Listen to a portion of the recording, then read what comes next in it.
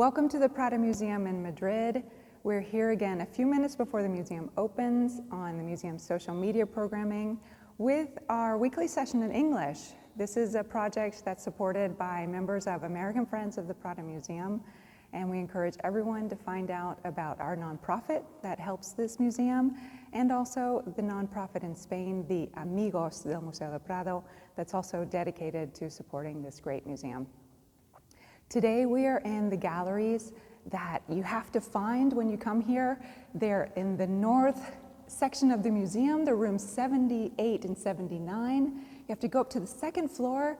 They're definitely worthwhile finding. They're a little bit out of the way, and they have these beautiful mythological series paintings that were commissioned to Rubens, Peter Paul Rubens, by young King Philip IV. I'd like to point out that in the decade of the 1630s, Philip IV was building here in Madrid, and we spoke about in another session, the Palace of the Buen Retiro, which he was filling with artworks that were battle scenes, scenes of the monarchy, very much public art. And at the same time, in the same decade I want to show you, he was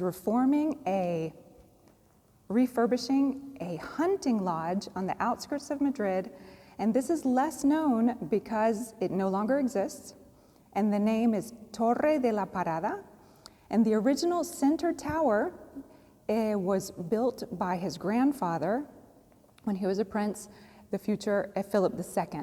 And Philip II had also inherited, of course, the Spanish monarchy, but also the Flemish provinces under the Habsburg reign. And he had traveled to the Low Countries and very much had the center tower follow kind of a Flemish style of hunting. Now this is located in El Pardo hunting reserve at the time. It is still a green space on the outskirts of Madrid today, very beautiful, and there's a palace, the Palace of El Pardo, and this was separate from the palace. And what Philip IV did was add the whole second floor, these two floors around the original tower, these two on the ground floor here. And so he added that kind of skirt around the tower. And this was finished in around 1636.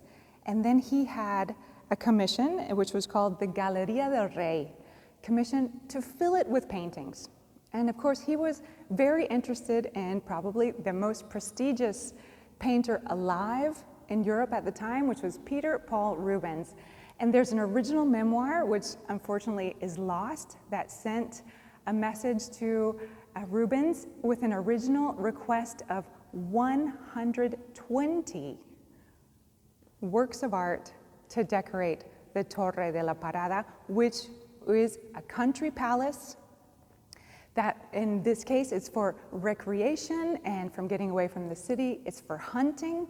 Hunting was very much part of nobility activity to keep the body trained and mind. Also, in hunting you face adverse situations and learn strategy, put it into practice, and these are qualities that can also transfer into governance and to the battlefield. But at the same time, as a place of recreation, there is great love for mythology, for classical texts, and there's a diplomat of the time that describes the decoration of the Torre de la Parada as a beautiful, small, beautiful spaces that are filled with art, and that almost all of Ovid's metamorphoses are represented. That's the literal text. He literally quotes Ovid's Metamorphoses. And now we know that Peter Paul Rubens, he received this original commission of 120 paintings, but he was also around 60. He was tired. He was suffering from gout. He was able to reduce the original commission to 60 paintings only, which is already plenty. And then he also reduced to say, okay, I will do all of the designs when we have some of the original designs, the sketches that we've talked about in another session. And I will ask collaborators in Antwerp to fulfill all of the large paintings.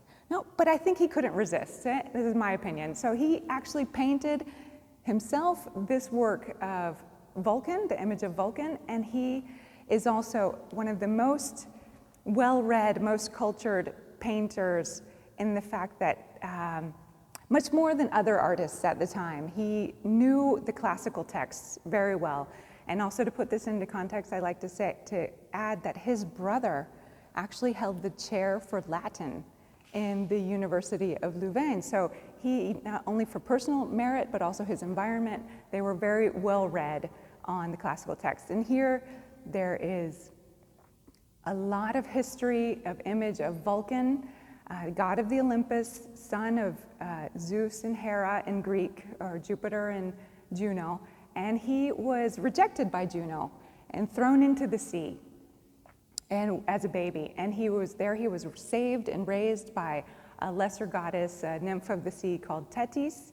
And he also has the first quote in literature of creating a work of art. And so Thetis is also the mother of Achilles. So during the Trojan War, at a certain time, Achilles finds himself without armor to fight with Hector. And in Homer's Iliad, there's a long passage about how Thetis goes to Vulcan, and Vulcan makes the armor for Achilles. And there's a beautiful description about the decoration of the armor, the importance of the armor. Is actually a kind of a microcosm representation of Greek society, of peacetime, of wartime, of the elements. And so this first original citing of classical text is then followed up by other writers, especially in this case by Virgil, the Roman writer, who wrote the Aeneid about the Roman hero Aeneas. And in this book, Vulcan also makes armor for Aeneas. And right beforehand, the book cites that Vulcan is making, before he makes the armor, he is making the lightning rods of Zeus, his father. And so here we see him in the forge. His forge is supposed to be inside Mount Etna, the volcano, where he works with his forge. And here his helpers are the one-eyed Cyclops. He was also rejected because he was not perfect. He's an elderly god. He's not this beautiful, perfect body as the other gods of the Olympus. And here, Rubens just portrays him so alive and in movement and making the effort and using, his muscles to press down hard with holding the tool that's holding the lightning bolts that he's making for his father Zeus, with all of the muscle development and the wrinkles and the skin tones, and we also see, his painterly technique with the beard and these paint brush strokes here with the white. And we know that Rubens, so this is one of his latest works, that he's painting very quickly also, that he lets some of the canvas come through in different parts, and normally he paints the canvas completely. And even he leads some very big brush strokes that we can see here on the rock. On the rock below, this thanks to another session in Spanish with Alejandro Vergara about this work of art, we were able to see very beautifully. And the fact that he is lame, one of his legs is shorter than the other, and so he's an imperfect god of the Olympus. And we see this here, that here he has a shoe on, and here he's barefoot. So there's a difference in the lengths of his legs.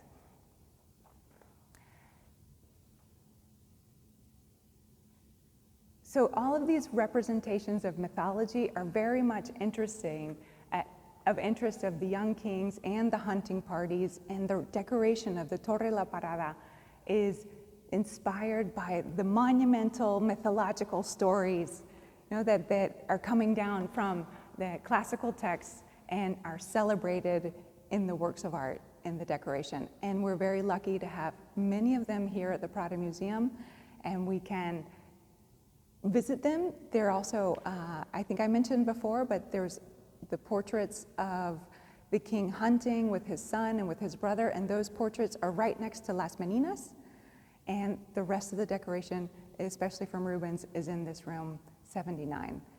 So hope you come enjoy it, and we will see you again in another week. Thank you very much.